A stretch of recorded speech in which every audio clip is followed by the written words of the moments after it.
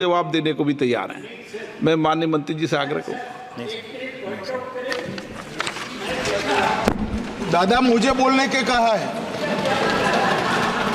ओ दादा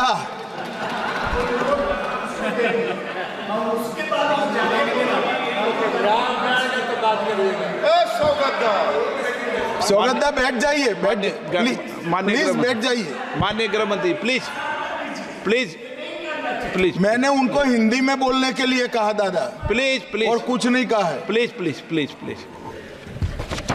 माननीय अध्यक्ष जी, कल भी और आज भी मेरे साथी नित्यानंद राय जी ने गृह विभाग की ओर से एक अधिकृत लिखित स्थिति के बारे में ब्यौरा इस सदन के पटल पर रखा है, परंतु आज डिस्कशन में कुछ मुद्दे खड़े हुए हैं। उसका मेरे पास जो सूचनाएं हैं, इंफॉर्मेशन है, वो सदन को और सदन के माध्यम से पूरे देश को साझा करने के लिए मैं आपकी अनुमति से खड़ा हुआ हूं। मान्यवर, सबसे पहले तो मैं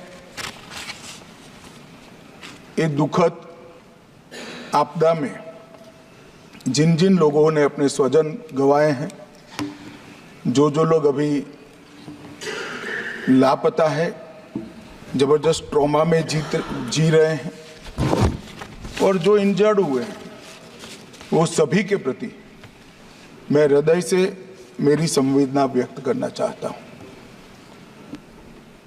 अध्यक्ष महोदय, एक बात मैं सबसे पहले स्पष्ट कर देना चाहता हूं कि आपदा के इस समय में चाहे भारत सरकार हो, चाहे पॉलिटिकल पार्टीज हो,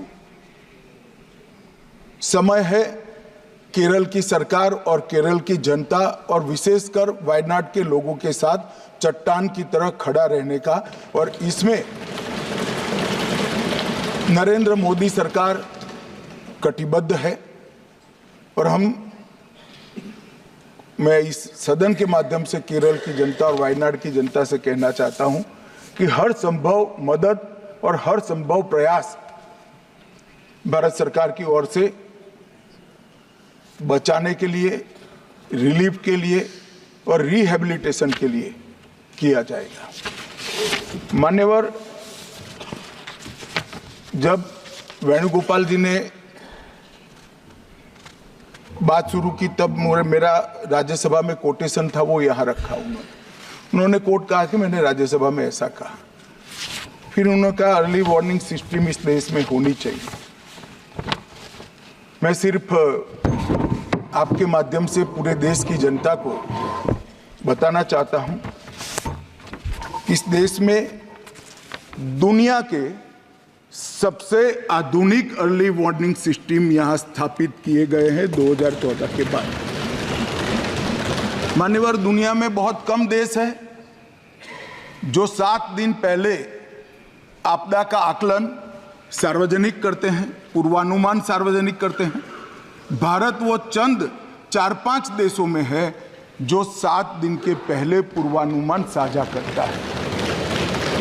कई सारे देश, ज्यादातर देश, मोर देन 90% देश 3 दिन के पूर्व में ये आकलन को साझा नहीं कर सकते हैं। हम 7 दिन पूर्व 2023 से सारे आकलन देश की जनता और देश की राज्य सरकार के लिए साझा करते हैं।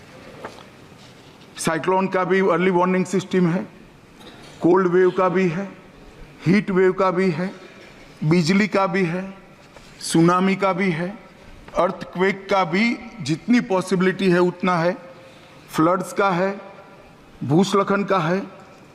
कई प्रकार के अर्ली वार्निंग सिस्टम 323 करोड़ और 2000 करोड़ कुल मिलाकर 2300 करोड़ के खर्चे से देश की जनता की सुरक्षा के लिए एस्टैब्लिश किए गए हैं।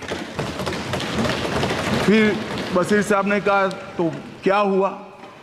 मान्यवर, जब तक हम डिजास्टर मैनेजमेंट का सवाल है और लोगों को बचाने का सवाल है, मैं कह सकता हूं 2014 के पहले इस देश में आपदा का रिस्पॉन्स करने का एक ही तरीका था, एक ही डायमेंशन था, वो बचाव का। मतलब रिलीफ एंड रिहेबिलिटेशन।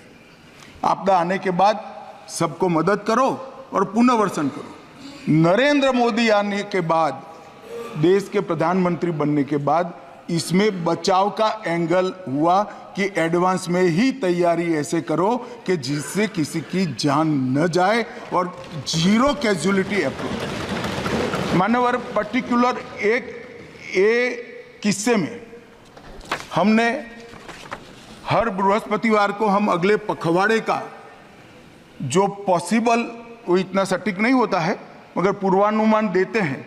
18 जुलाई को ही पूर्वानुमान दिया था कि केरल के पश्चिम तट के क्षेत्र में सामान्य से ज़्यादा वर्षा होगी। फिर 25 जुलाई को उसको स्पेसिफिक कर भारी वर्षा होगी, बहुत भारी वर्षा होगी ये कहा।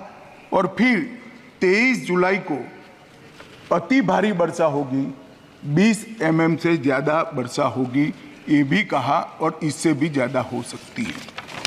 23 तारीख को ही एडवांस में क्या किया पूछा गया सदस्यों द्वारा।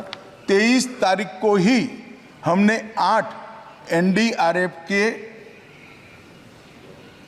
पूरे दल वहां पर भेज दिए गए। मान्यवर, क्योंकि हमें मालूम था कि 23 तारीख को 30 तारीख के आसपास भूस्खलन होगा या बाढ़ आएगी या बारिश ज़्यादा होगी तो ज़रूरत पड़ सकती है। अब डिजास्टर मैनेजमेंट का हमारे संविधान की स्कीम के तहत 2 हिस्सों में जिम्मेदारी आती है। एक, दुनिया भर की टेक्नोलॉजी को भारत के लोगों के लिए यहाँ लाना, टेक्नोलॉजी का उपयोग करना, टेक्नोलॉजी से सर्जित पूर्वानुमानों का विश्लेषण करना और विश्लेषण कर राज्य सरकारों को और देश की जनता को अलर्ट करना। दूसरा, ये फेडरल स्ट्रक्चर है, राज्य की जिम्मेदारी है कि केंद्र सरकार जो सूचनाएं भेजता है इसके अनुरूप लोगों को समय से पहले ही, आपदा आने के पहले ही वहां से हटाना, उनको सुरक्षित जगह पे ले जाना। और मान्यवर, मैं कई राज्यों ने ऐसा सफलतापूर्वक करा है। एक जमाने में 2000 के जमाने में केरल में साइक्लोन आया, करीब करीब 10,000 लोग मारे गए थे। परंतु अभी अभी केरल में साइक्लोन आया, सिर्फ एक जान गई क्योंकि 7 दिन पहले सूचना दी गई थी और पूरा इवैक्यूएशन कर लिया गया था, इसलिए सिर्फ एक जान। और गुजरात में भी साइक्लोन आया, गुजरात में भी 7 दिन पहले सूचना पहुंच गई थी, पूरा इवैक्यूएशन हो गया। मैं गर्व के साथ कहता हूं, एक भी जान नहीं गई, एक भी पशु भी नहीं मरा है, क्योंकि संपूर्णतः 7 दिन बहुत बड़ा समय होता है।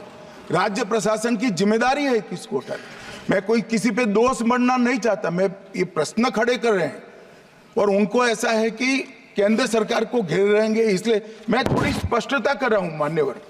और यहां पर कई रिपोर्टों में, अब माननीय हमारे सदस्य के लिए, बेंगलुरु MP के लिए बहुत बड़ा आक्रोश दे दिया कर दिया गया, मगर ये वास्तविकता है कि IIT दिल्ली का इसी साइट के लिए रिपोर्ट दिया गया है कि यहाँ से जो अनधिकृत लोग रहते हैं उनको किसी भी स्कीम के तहत हटाए जाए।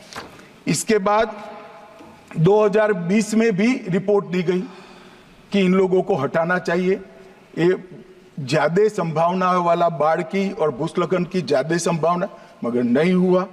और 4000 परिवारों को हटाना चाहिए, वो भी इंगित किया गया कि कौन से 4000 परिवारों को कौन सी जगह से हटाना चाहिए। और मान्यवर, मुझे बोलते हुए बड़ा दुख हो रहा है, यही जो दुर्भाग्यवासी लोग हैं जिनके लिए पहले से सूचना 6 साल पहले दी गई है कि इनको हटा लीजिए वरना ये रिस्क में है। अब नहीं हटाया गया, मगर फिर भी जैसे ही सूचना आई, NDRF राज्य में जा सकती है। NDRF को लगाने का काम कलेक्टर के ऑर्डर से ही होता है। जैसे ही कलेक्टर ने सुबह 4 बजे हमें ग्रीन सिग्नल दिया, हम पहुंचे, लोगों को बचाया। सेना पहुंची, इंडियन एयरफोर्स पहुंचा, हेलीकॉप्टर पहुंचा, हमारी CISF की टुकड़ी एक वहाँ थी, वहाँ पहुंचा। सेना ने तत्काल एक कच्चा ब्रिज बनाया, उस पर से 1000 लोगों को बाहर निकाला और सैकड़ों लोगों को बचाने का भी काम हुआ है।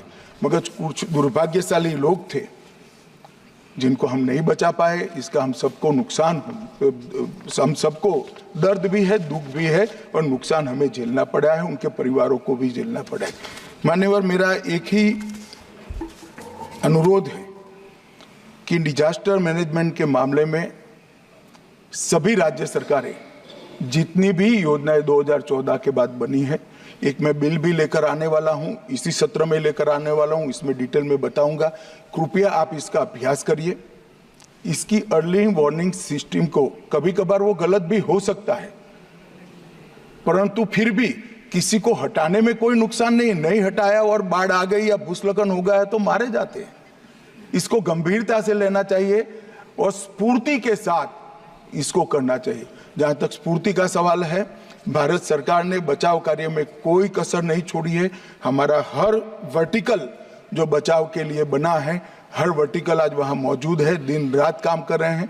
प्रधानमंत्री जी स्वयं कंट्रोल रूम से सीधी जानकारी दे रहे हैं, मेरा कार्यालय और मैं भी ले रहे हैं। नित्यानंद राय जी हर रोज 4 घंटे वहां पर कंट्रोल रूम में खुद मेरे MOS बैठ रहे हैं और इसका मॉनिटरिंग कर रहे हैं। मैं इतना केरल की जनता को जरूर आश्वस्त करना चाहता हूं कि रिलीफ और रिहेबिलिटेशन के लिए हम कोई कसर नहीं छोड़ेंगे। भारत सरकार इस संकट की घड़ी में केरल सरकार के साथ चट्टान की तरह खड़ी।